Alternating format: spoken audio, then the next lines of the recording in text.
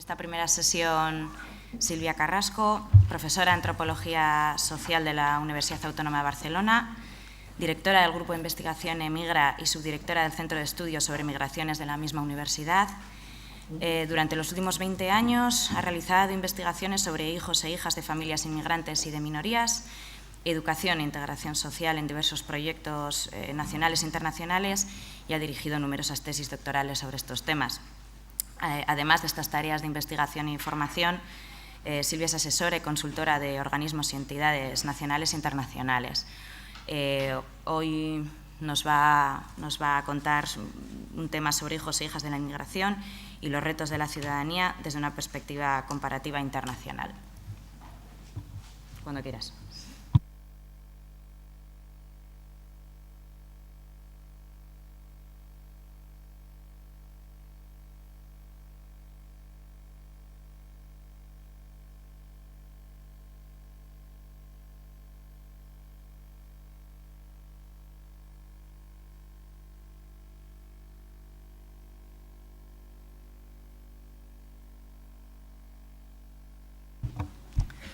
Buenos días.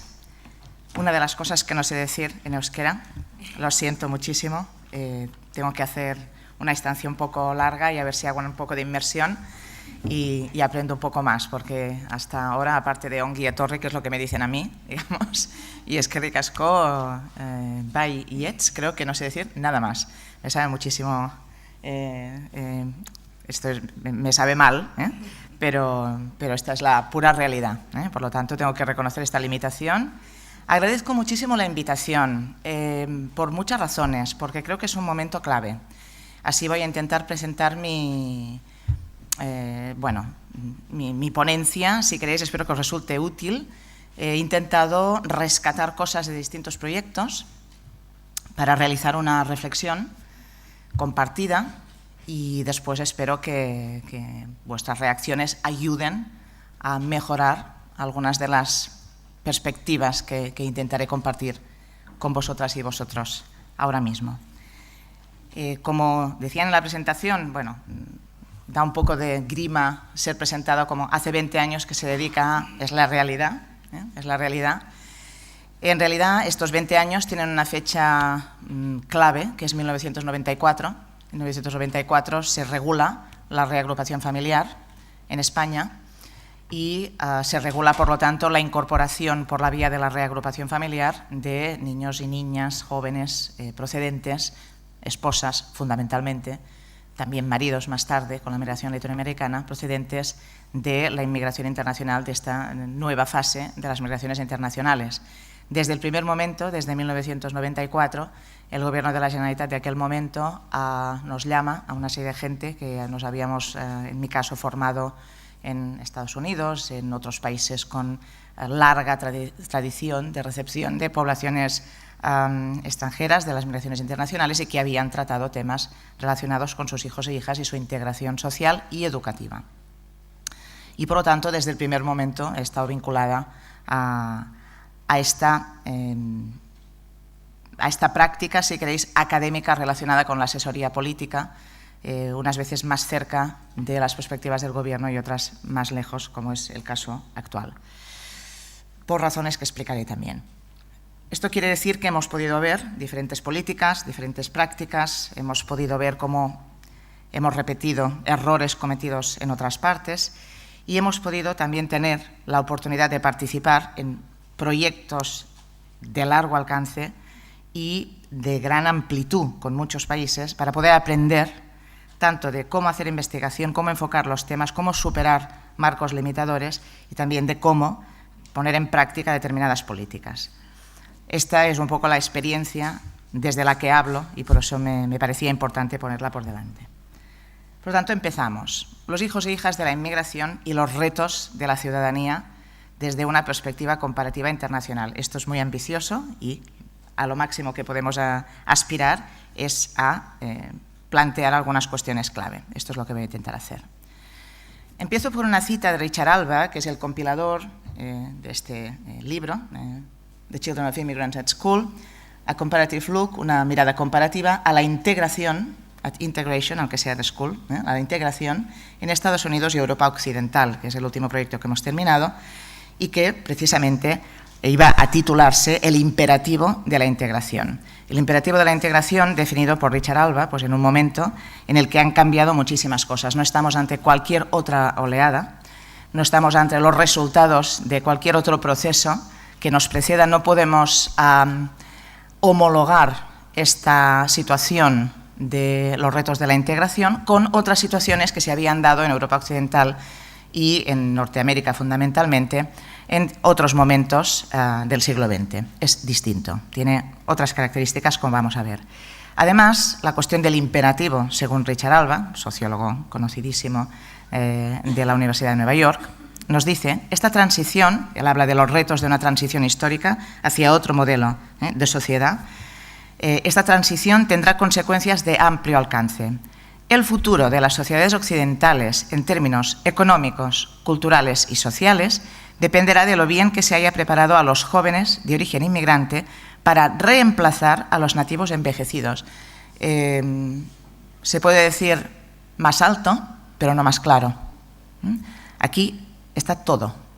Estamos hablando del futuro, estamos hablando de la configuración de este futuro en las sociedades occidentales, de la economía, de la cultura, de las relaciones sociales, y estamos hablando de la preparación, por lo tanto los instrumentos para la preparación están ahí implícitos, de los jóvenes de origen inmigrante, y estamos hablando de reemplazo.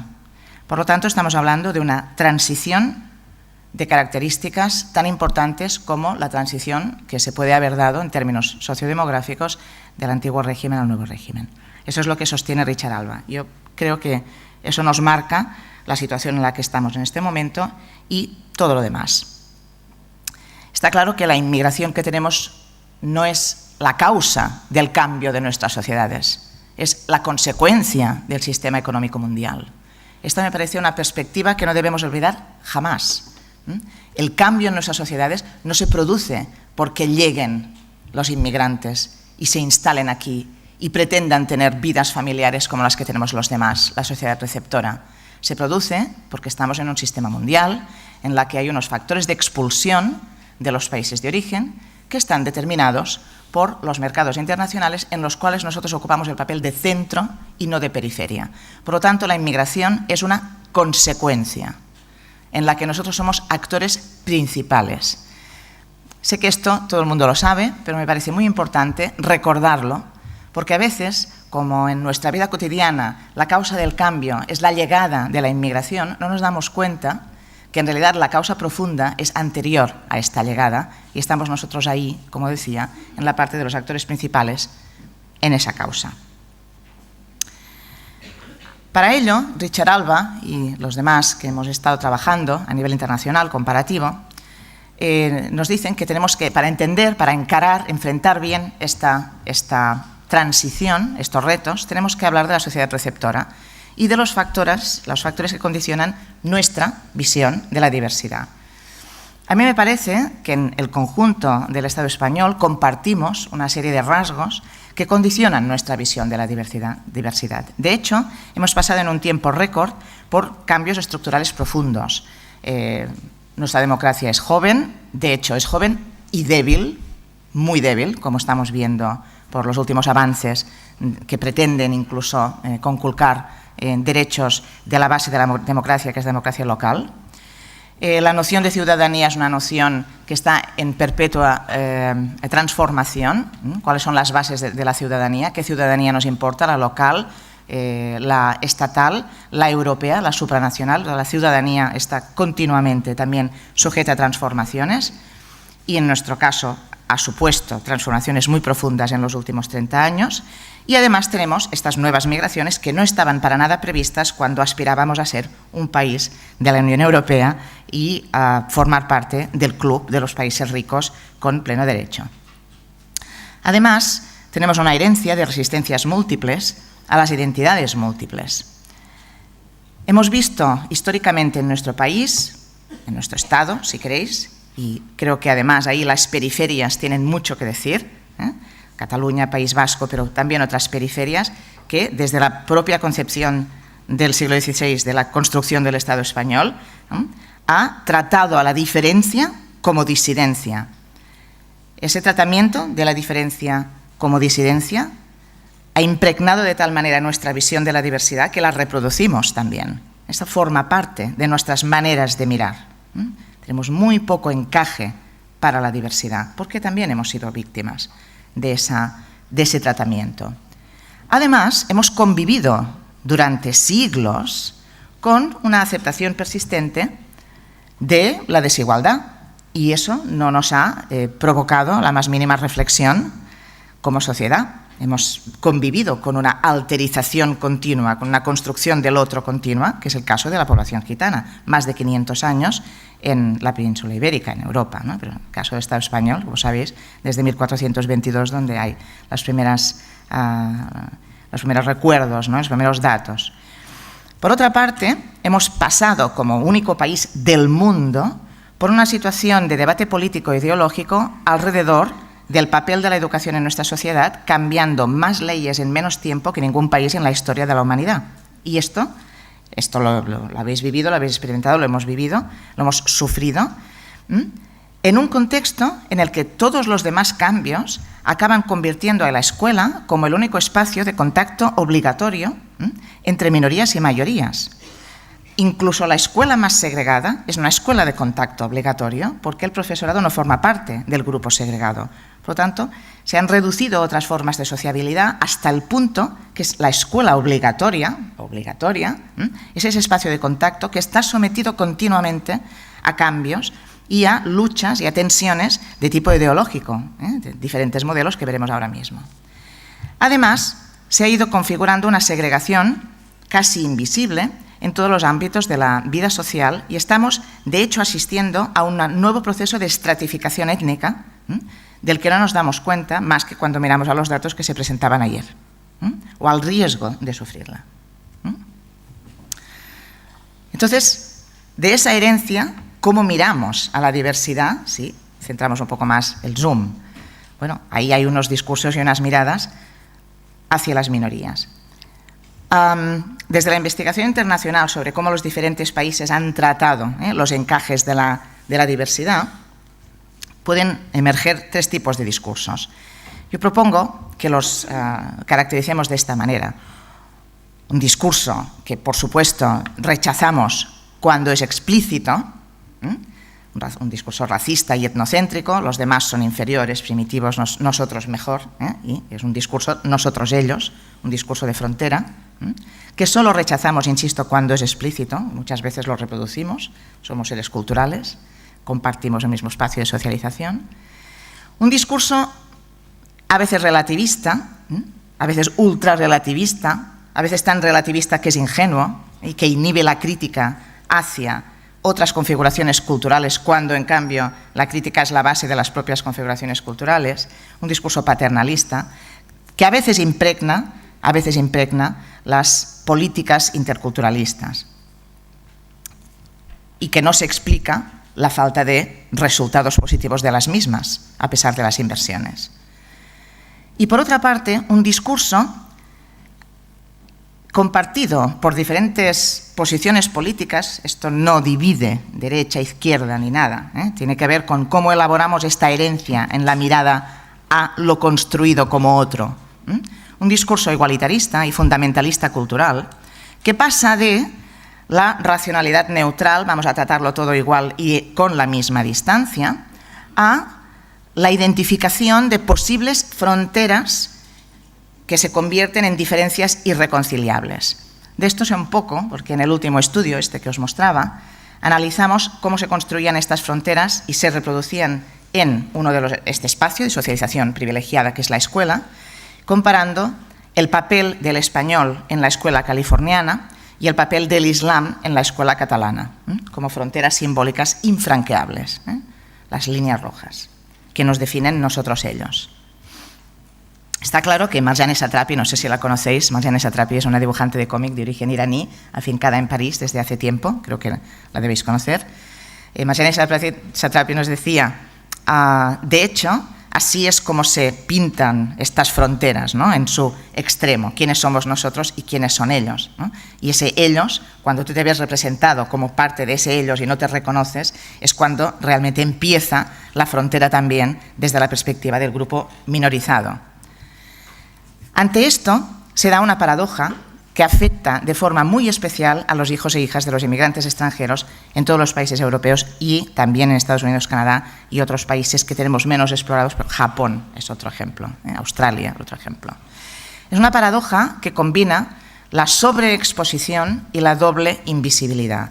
La sobreexposición de esas fronteras, de esas diferencias irreconciliables que hay que ver en cada situación local, al mismo tiempo que en cada situación comparativa de otros países, cuáles y en qué términos son esos emblemas, esos contenidos culturales que se acaban convirtiendo en esa frontera, nosotros ellos.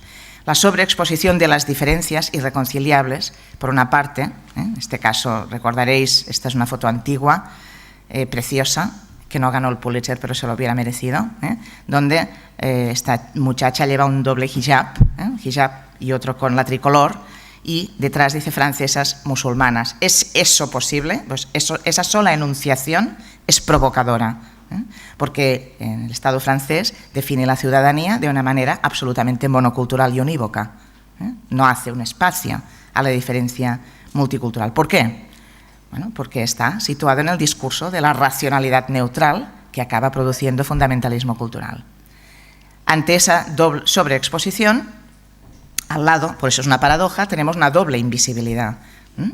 La invisibilidad de las desigualdades, la invisibilidad de los procesos de estratificación étnica que estamos viviendo y experimentando y en los que participamos, sin duda. El informe de inclusión social en España de 2008 y 2009, que hicieron unos compañeros de mi universidad, hablaba de las condiciones de vida más duras para los hijos e hijas de inmigrantes extranjeros.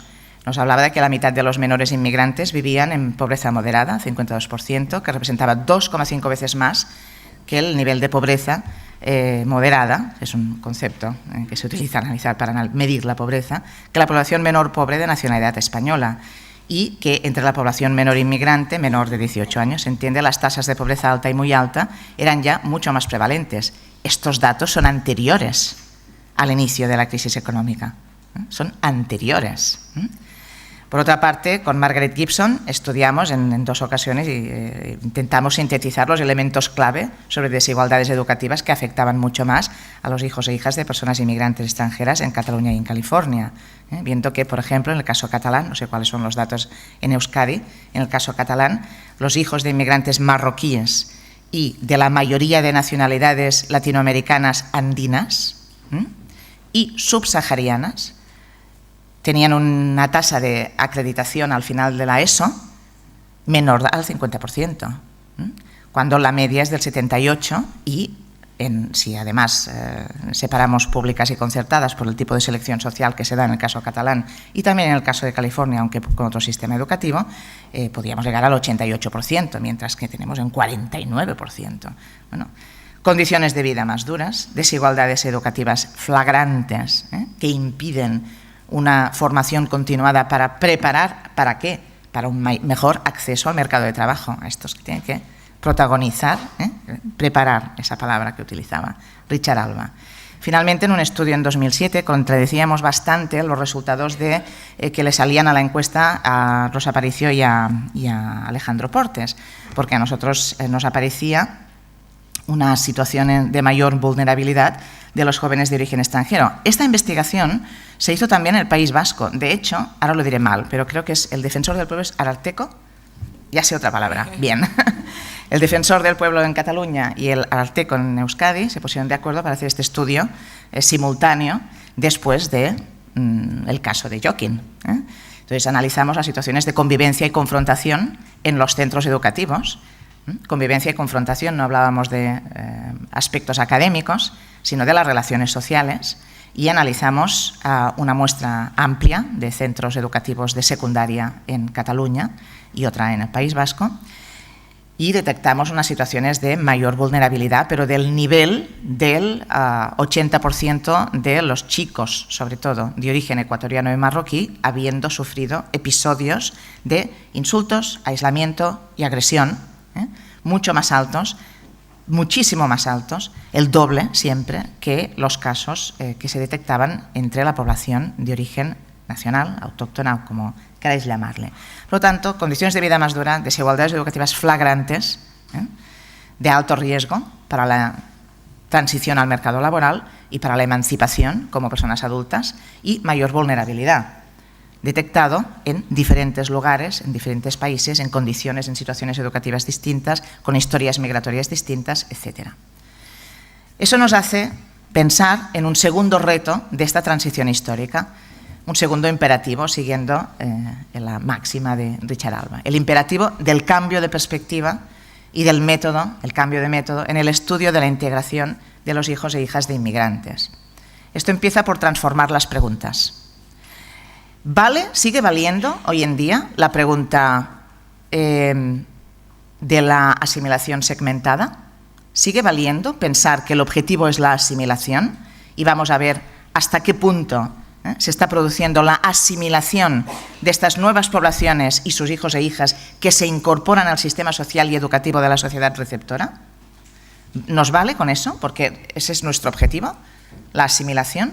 ¿O nuestro objetivo es crear unas condiciones de integración que enriquezcan a la sociedad receptora sin perder los elementos de desarrollo y de bienestar de la sociedad receptora, también disfrutados por esos nuevos grupos que se incorporan? ¿En sus propios términos o solo en los términos de la sociedad receptora, que sería la perspectiva asimiladora? ¿Vale esa pregunta? Pensamos que no. Muchos pensamos que no. Vamos a transformar las preguntas de investigación. Vamos a ver hasta qué punto se producen esas condiciones de integración que tengan en cuenta estos tres riesgos que hemos visto en la diapositiva anterior. Para ello, claro, es necesario revisar y renovar los marcos teóricos y conceptuales heredados. No solo esos marcos teóricos que como sociedades receptoras todas tenemos, esos emblemas que crean esas fronteras irreconciliables, que se convierten en esa paradoja de sobreexposición e invisibilidad que se da en todas las sociedades, sino también a aquellos conceptos que como científicos y científicas estamos manejando para investigar qué ocurre con esa integración. Para ello, los estudios deben ser comparativos. No podemos aprender si no comparamos. Internacionales, si es posible, porque hay sistemas sociopolíticos que tienen historias diferentes y experiencias diferentes de tratamiento de esas condiciones de integración. Métodos mixtos, cuantitativos y cualitativos, que recojan las experiencias de los sujetos de investigación, con equipos transnacionales, con abordajes colaborativos, siempre con el tercer sector, con una orientación aplicada a las políticas públicas, es decir, estudios carísimos, en una palabra. Se pueden hacer pocos, Yo he tenido la suerte de hacer 5. Aquí aparecen 4, 5 muy bien financiados. Hemos hecho más mal financiados, 5 bien financiados. Entre estos que veis aquí, no sé si se ve muy bien desde lejos, sí, se ve bastante bien. Como os decía, en el último producto es de la mirada comparativa a la integración en Estados Unidos y en Europa Occidental. Uno anterior, que nos hablaba de la Europa multilingüe, fundamental desde la perspectiva catalana, también desde la perspectiva vasca, donde hablábamos de las culturas, las políticas y las prácticas para una Europa multilingüe, que implica unos países y unas sociedades multilingües y qué espacios no jerarquizados, plurilingües, podemos proporcionar en esa primera instancia de contacto obligatorio que es la educación escolar. Otro de los aspectos que tratamos recientemente, esto todavía no está publicado, os he puesto la parte de los países que sí publicaron, los 8 países que sí publicaron, y el 9º país, que fue Cataluña, de UNICEF, los hijos de inmigrantes, los hijos de familias inmigrantes en 8 países ricos. Me detengo en el título porque es importante darnos cuenta de que estamos hablando de la construcción de los más pobres en los países más ricos. Esa también es una pregunta distinta de investigación que puede estar naturalmente condicionando la integración de estos menores, children, son hijos e hijas.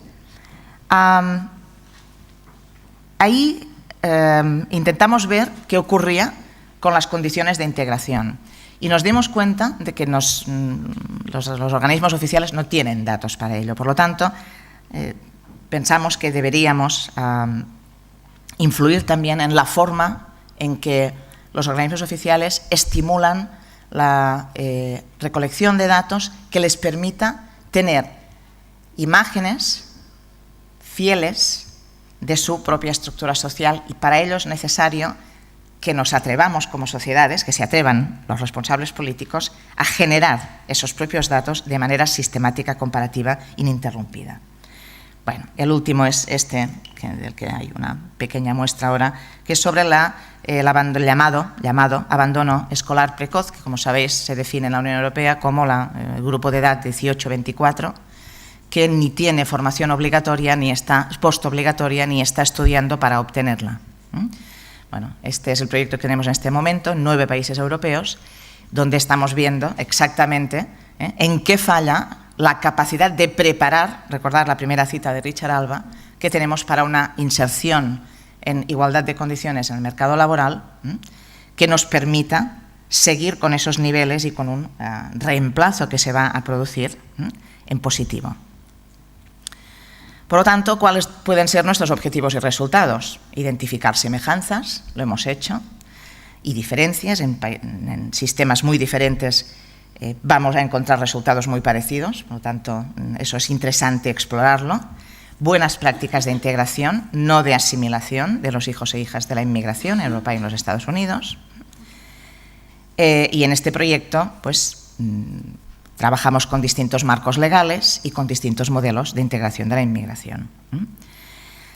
Partimos de la base de que la integración se da en ámbitos institucionales específicos y analizamos el impacto educativo en la integración de los hijos e hijas de inmigrantes extranjeros. Los 5 equipos comparativos fueron 5 equipos europeos, un equipo catalán, uno francés, uno holandés, uno inglés y uno sueco, y cada uno de estos equipos tenía un partner, otro equipo, en Estados Unidos, es decir, 5 equipos europeos y 5 equipos norteamericanos. En total, 6 sociedades, sus políticas de integración, sus historias migratorias, sus historias y sus perspectivas de tratamiento de la diversidad, sus fronteras específicas según determinados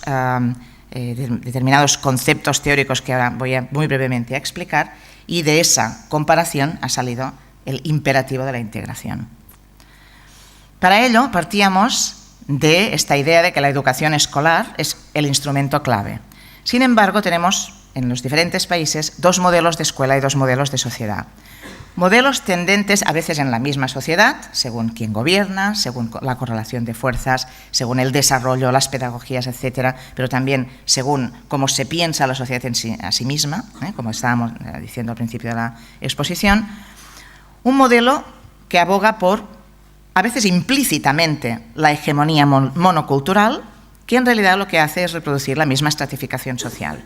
Es un modelo escolar reproductor y selectivo, en el que se habla de talentos y capitales y se otorga a la escuela la función de identificar estos distintos talentos y capitales útiles para la sociedad y supuestamente llevar a cabo ese proceso de selección y de retorno, ubicando a cada uno en el lugar que le corresponde. Este es un modelo reproductor clásico. Desgraciadamente, este es el modelo más frecuente que tenemos, a pesar de que aboguemos por el segundo, porque ni los recursos, ni la formación, ni de hecho la reflexión explícita como sociedad y como sistema no nos ha llevado hacia ahí, no somos conscientes de que tenemos ese modelo. Y otro modelo, un modelo de ciudadanía multicultural que da cabida a esas diversidades integrándolas entre sí, que aboga por la cohesión social, donde esas distancias de las que he hablado antes, condiciones de vida, riesgo educativo y por lo tanto itinerario de acceso al trabajo y experiencias de discriminación, es inaceptable para ese modelo, ¿no? Ese sería un modelo escolar democrático, un modelo escolar emancipador, donde se valoran los bagajes, donde hablar mandinga no es de menos calidad que hablar noruego, No tenemos ese modelo. Lo podemos predicar, pero no lo tenemos, ese modelo. Entonces, por lo tanto, hay muchos indicadores clave. Aquí, en Estados Unidos, en Suecia, sí, por ejemplo, ese modelo ha tenido ese espacio, dependiendo también de los gobiernos, etcétera, y donde, si es un modelo democrático, donde tienen lugar negociaciones, donde el discurso no es unidireccional, la mayoría receptora explica cómo debe ser la ciudadanía aceptable a la minoría recibida, sino otro tipo de modelo de negociación. Y por lo tanto encontramos, estudiamos esas diferencias entre sistemas, entre escuelas, entre prácticas escolares, comunidades, situaciones sociolingüísticas, políticas educativas y ofertas educativas, que también es importante. Y esto dio lugar a una búsqueda de elementos teóricos que nos permitieran interpretar todo lo que estábamos viendo en el campo, en la situación de trabajo de campo. Para ello, identificamos muchas más cosas, pero al menos estas. La identificación de las lógicas contradictorias entre discursos y prácticas, entre cómo se produce el margen y el centro en cada una de las situaciones de contacto, cómo se está produciendo continuamente margen y centro. La importancia de las historias de contacto. Las historias de contacto, bueno, pues no hay historia de contacto ni buena ni mala entre Cataluña y Gambia, por ejemplo. Por lo tanto, es difícil que existan imágenes negativas, previas, heredadas, productoras de resistencia, pero sí la hay respecto a algunos países latinoamericanos y, sobre todo, respecto a la población marroquí. Bueno, y así ocurre lo mismo en la situación de frontera entre México y Estados Unidos. Y las políticas de pertenencia. ¿Cuáles son las condiciones que impone la sociedad receptora para pertenecer a ella, para tener una voz en ella? La noción de doble marco de referencia entre padres e hijos, es decir, los padres suelen tener una mayor tolerancia a la hostilidad de la sociedad receptora porque forma parte del riesgo que asumen con el proyecto migratorio, pero no los hijos, porque tienen un proyecto propio o lo desarrollan o lo proyectan de otra manera. ¿Cómo funciona el doble marco de referencia en cada uno de los países comparados? Las formas no dominantes de capital social, es decir, cómo se reorganizan las comunidades migrantes y cómo pueden producir también formas de capital social y cómo se utilizan y qué juego tienen. La identificación, como decía, de fronteras y límites, las famosas fronteras.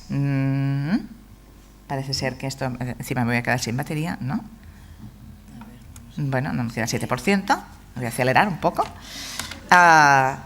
Las fronteras, ¿no? La identificación de fronteras que decíamos. El propio Richard Alba habla de las fronteras activas y las fronteras borrosas, bright and blurred borders.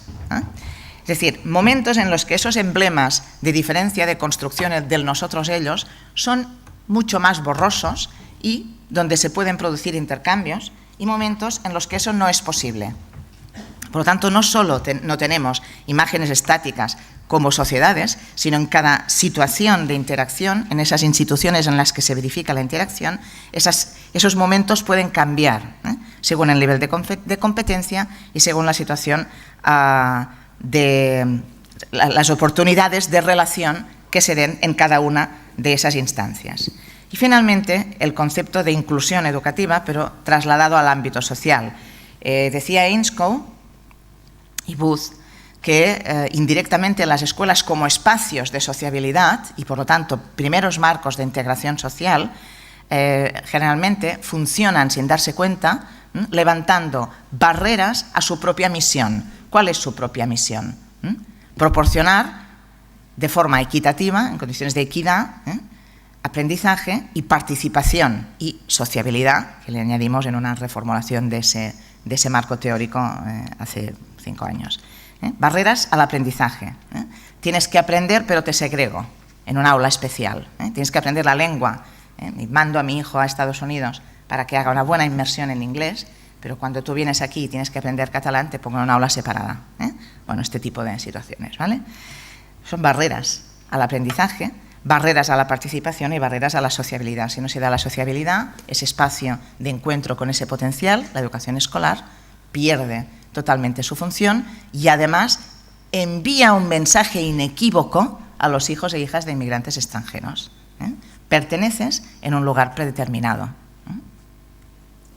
Bueno, no voy a detenerme en todo esto, para que veáis un poco, esto resume los 5 equipos comparativos, que los explicaré muy fácilmente, pero veis que bueno, tratamos con métodos estadísticos, grandes bases de datos, cuando comparamos, por ejemplo, la capacidad de Francia y Estados Unidos para no solo garantizar la llegada del máximo número de hijos de inmigrantes a la finalización de la escolarización obligatoria, sino también su capacidad después para convertir esas acreditaciones en la incorporación al mercado laboral. Bueno, pues resulta que Francia es muy buena en lo primero y fatal en lo segundo. Estados Unidos falla en lo primero, el abandono escolar es mucho mayor, etcétera, es mucho más inequitativo ese sistema educativo, sin embargo, es mucho más flexible la incorporación al mercado laboral.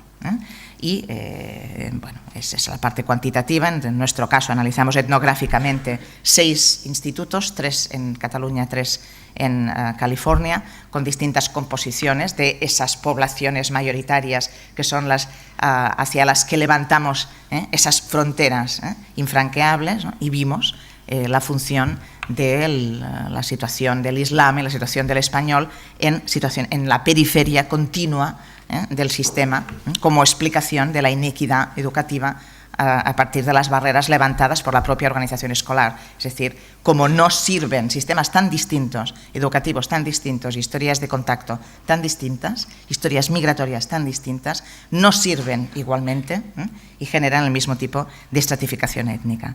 Y, bueno, en el caso del equipo holandés, lo tengo aquí, en el equipo de Holanda, se centraron en 2 ciudades, Ámsterdam y Nueva Ámsterdam, les gustaba decir a los americanos, Nueva York, donde se centraron en los apoyos institucionales, es decir, todos aquellos recursos del entorno de la institución escolar y de las comunidades donde vivían los grupos migrantes con los que estudiaron, hasta qué punto podían compensar los déficits de sistemas educativos, en un caso ultraselectivos. El sistema holandés a los 12 años ubica a los niños y niñas en itinerarios separados, pero son itinerarios a los que se puede volver siempre hacia el objetivo común.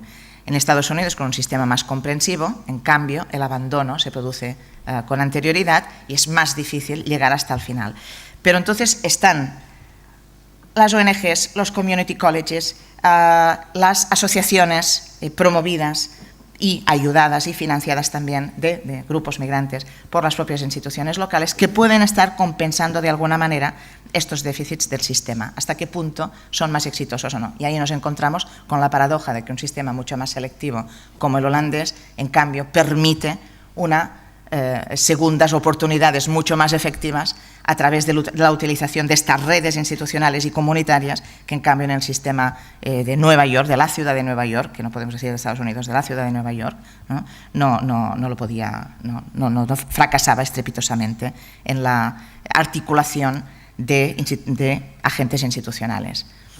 En el caso del Reino Unido y de Estados Unidos fue muy interesante también observar lo que se llaman la diferencia entre efectos primarios negativos y efectos secundarios, la diferencia entre grupos.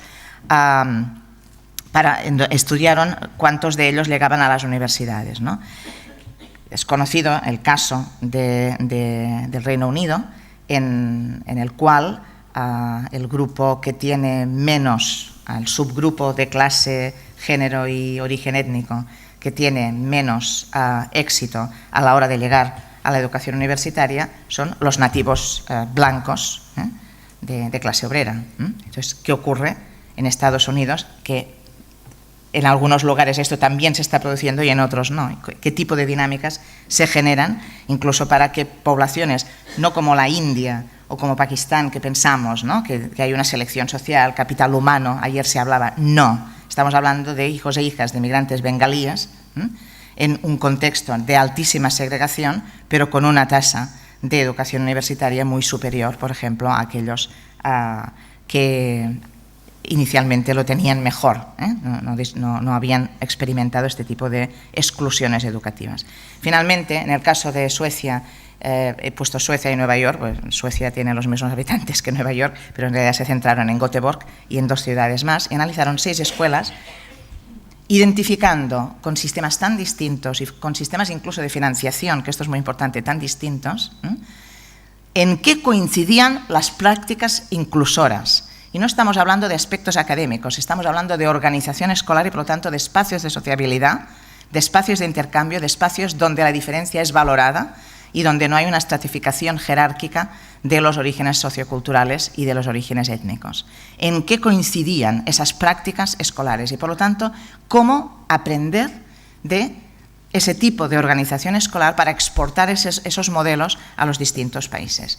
Y esas prácticas coincidían en la eliminación de las agrupaciones de nivel, en primer lugar, la introducción de espacios en los que las distintas culturas de origen, especialmente representadas por las lenguas de origen, tenían un valor académico en el centro, aunque solo tuviera un impacto simbólico, generaba lo que llamamos vinculación escolar, expectativas, aspiraciones y, por lo tanto, una percepción de ese espacio que debería ser un espacio común como un espacio realmente común, como un espacio de todos, también por parte de las familias y los hijos e hijas de esas familias de origen inmigrante.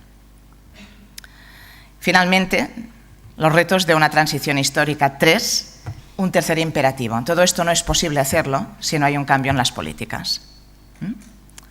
Hemos hablado de un cambio en la percepción de la transición, pensar que no es cualquier otra transición, es una transición propia, con características propias, inéditas. Un segundo cambio, que es el enfoque del estudio, y un tercer cambio, que es el imperativo de las nuevas políticas. Está claro que no podemos hablar de diseñar políticas de integración. Insisto, creo que debemos dejar de una vez de hablar de asimilación, ser conscientes de que integración no es asimilación. Si no tenemos en cuenta que estamos en un contexto global, empecé mi charla diciendo, recordemos que la inmigración no es la causa del cambio del paisaje humano de nuestras sociedades, sino la consecuencia de un contexto global, y del transnacionalismo, es decir, la interconectividad en la que las sociedades receptoras y las clases con capital académico y cultural de estas, como las que estamos en esta sala, de las sociedades receptoras, nos parecen indicadores de modernización. Bueno, ese transnacionalismo, interconectividad, y no solo por la transferencia de remesas y otros elementos de capital simbólico entre grupos migrantes dispersos en todo el mundo, también se da, y de forma muy clara, entre los hijos e hijas de inmigrantes extranjeros, que suman esas dos formas de conectividad, interconectividad mundial. Esta es la realidad. Por lo tanto, las formas de integración y la elaboración identitaria tiene que estar formada por múltiples capas articuladas. Es imposible, aunque quisiéramos, llevar a cabo los procesos asimilatorios que se han dado en otros momentos históricos, si quisiéramos. Ante tanto las políticas de inmigración como las políticas de integración. En este sentido, me gusta recordar el toque de atención que nos hace Nancy Fraser cuando distingue entre las políticas de reconocimiento y las políticas de redistribución. Muy fácilmente, las políticas de reconocimiento son aquellas que tienen que ver con el lugar simbólico que se les reconoce a los distintos grupos minoritarios que se incorporan a una sociedad de forma nueva, ¿no? ¿En qué sentido? Bueno, esto puede ir desde el reconocimiento de derechos específicos, añadidos desde lo que llamamos una aculturación aditiva, hasta el puro y simple hecho de introducir lenguas comunitarias en las relaciones con el Estado. Esto es posible hacerlo en Londres. Tú puedes dirigir en urdu una queja al alcalde y te tiene que responder. O en la escuela, por ejemplo. Son políticas de reconocimiento diversas, políticas incluso de devolución. No hablamos solo de extranjeros, hablamos también de las formas de construcción del Estado, ¿no? Pero con estas políticas, que son muy vistosas y nos parece que son muy integradoras, si no van acompañadas de políticas de redistribución, es decir, de participación en los presupuestos, de participación en los recursos sociales, las primeras se quedan naturalmente en políticas que fracasan y que de alguna manera acaban culpando a las víctimas de que a pesar del reconocimiento no consiguen niveles de integración que les permitan tener una autonomía y una mejor preparación para ese reemplazo articulado. Sin las políticas de redistribución hacemos trampa cuando hablamos de integración social. Eso incluye también las políticas de representación. Es importante cómo hablamos de las personas, de los grupos, de los orígenes, también en nuestros productos académicos. Para ello, y me queda muy poco tiempo, casi nada, hablaría finalmente, pues lo dejaría, hablaría solo del concepto de integración. Podría estar 5 días hablando, porque cada una de estas cosas luego tiene toda la investigación detrás. Bueno, dejaremos aquí otro día. Otro día. El concepto de integración, finalmente. Fijaros que he estado hablando de integración desde la primera diapositiva y no hemos definido qué es eso, ¿no? He dicho asimilación, ¿no? Por supuesto, que no nos interesa para nada. Pero aquí habría 3 definiciones, ¿no?, de trabajo, que a mí me parecen las 3 de alcance totalmente insuficiente. La primera es la hipótesis del contacto. Pensar que hay muchas políticas de integración que se basaron en la hipótesis del contacto, ¿no? Si tú pones junta a la gente, finalmente pues acaba conociéndose, se cae bien y ya se superan todas las barreras y todas las distancias. Bueno, eso no es verdad, para nada. La hipótesis del contacto no da lugar de forma espontánea a la integración, sino que puede dar lugar perfectamente a la confrontación y a la generación de lo que se llama, yo no llamo las diferencias culturales secundarias, es decir, aquellas que desarrollamos por oposición.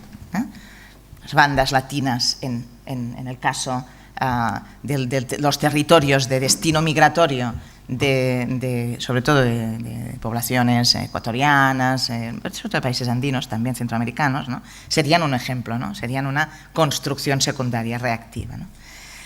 Otra definición de integración es aquella que apela a las actitudes personales, ¿no? La integración se produce siempre y cuando se dé un esfuerzo adaptativo recíproco, mutuo. Bueno, está claro que esto está muy bien, pero es del todo insuficiente para fundamentar políticas, ¿no?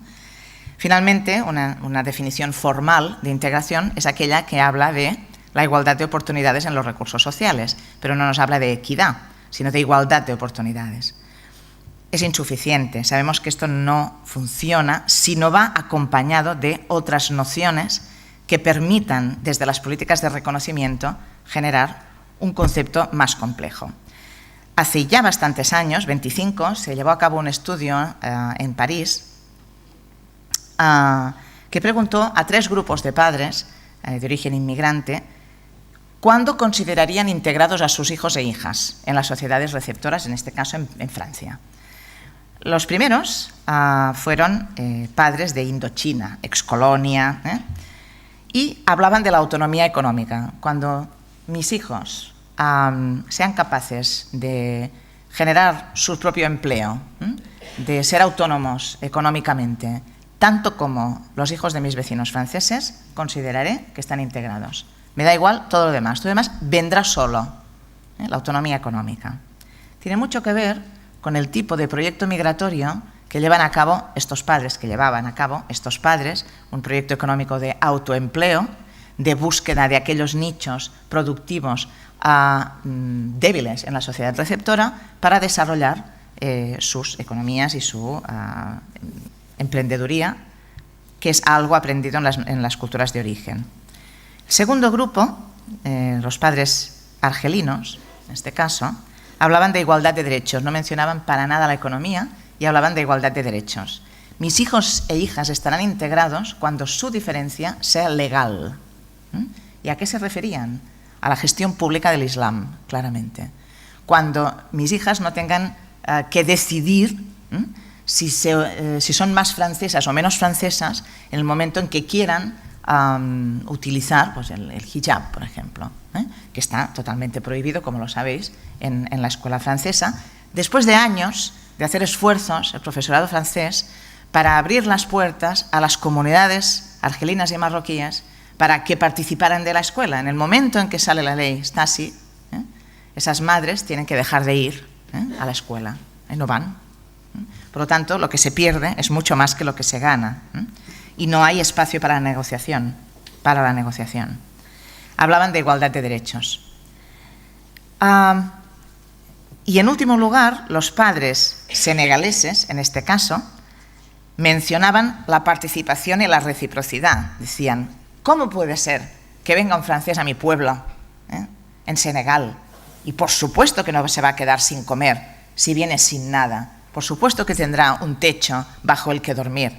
Por supuesto que le ayudaremos en todo aquello que no entienda. ¿Cómo puede ser que yo venga aquí y a mí no se me considera una persona válida para aportar nada y que todo el mundo piense que lo que pido lo pido injustamente? Que lo que pido, que es un espacio exactamente igual que los demás, lo pido injustamente. En mi caso es inmerecido. ¿Cómo puede ser? Yo puedo aportar mucho a esta sociedad. Mi sociedad jamás dejaría a alguien sin un plato, sin un acceso al plato común. Por lo tanto, la participación, ese plato, si queréis, metafórico, ¿no? La participación en redes de reciprocidad en la que se me valora porque puedo aportar, no se me da porque necesito. Es esta noción, cuando mis hijos e hijas sean vistos como seres válidos, que aportan y pueden aportar, estarán integrados. Para nada mencionaron aspectos económicos, para nada mencionaron igualdad de derechos.